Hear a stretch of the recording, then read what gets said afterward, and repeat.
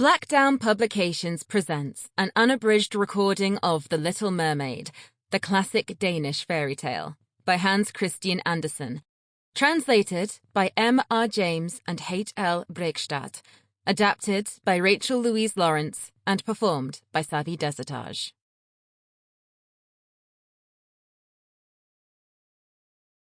Chapter 1. The Sea Princesses. Far out to sea, the water is as blue as the petals of the loveliest cornflower and as clear as the purest glass, but it is very deep, deeper than any anchor rope can reach.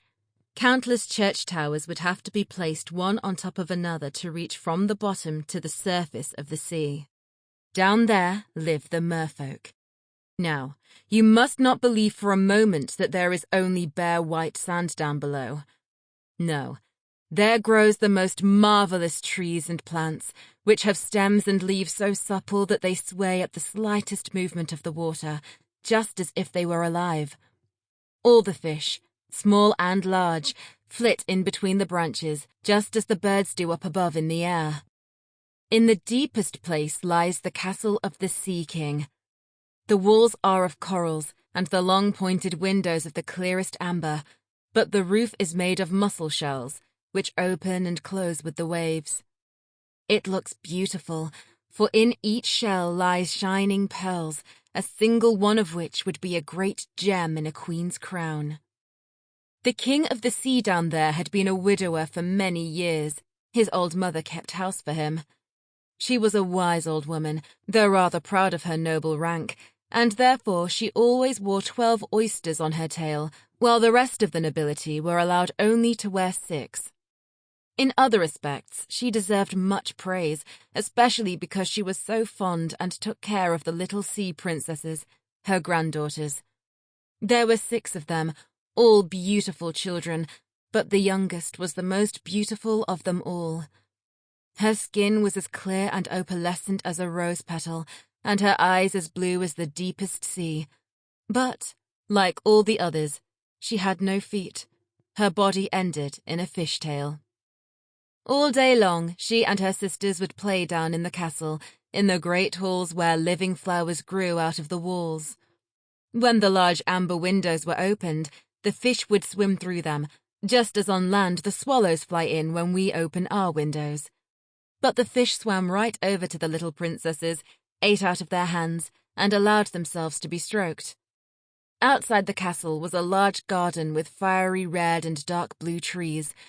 The fruits shone like gold and the flowers like burning flames, continually moving among their stems and leaves.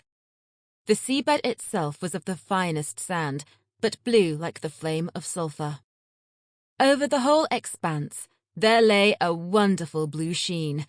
Indeed, it was easier to believe that you were high up in the air, with only the sky above and below you, than that you were at the bottom of the sea. And during calm weather, you could see the sun. It looked like a purple flower from which rays of light streamed out of its center.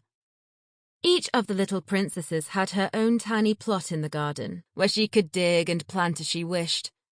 One made her flower bed in the shape of a whale, another preferred hers to resemble a little mermaid, but the youngest made hers perfectly round, like the sun, and planted only flowers that shone red like the sun itself. She was a strange child, quiet and thoughtful, and while her sisters decorated their gardens with the most marvelous things they had found from sunken ships, she would only have, besides the rosy red flowers that resembled the sun high above, a beautiful marble statue. It was a handsome boy carved out of clear white stone, which had come down to the bottom of the sea from a shipwreck. Close by the statue, she planted a rosy red weeping willow, which grew gloriously and hung its fresh branches over the carving, down to the blue sandy bottom, on which the shadows appeared violet and moved to and fro with its branches. It looked as if the top and the roots played at kissing each other. Nothing gave her greater joy than to hear about the world of humans up above. She made her old grandmother tell her all she knew about ships and cities, humans and animals. It seemed especially wonderful and strange to her that up on the earth the flowers gave off a fragrance, for they had none at the bottom of the sea, and that the forest Sample complete. Ready to continue?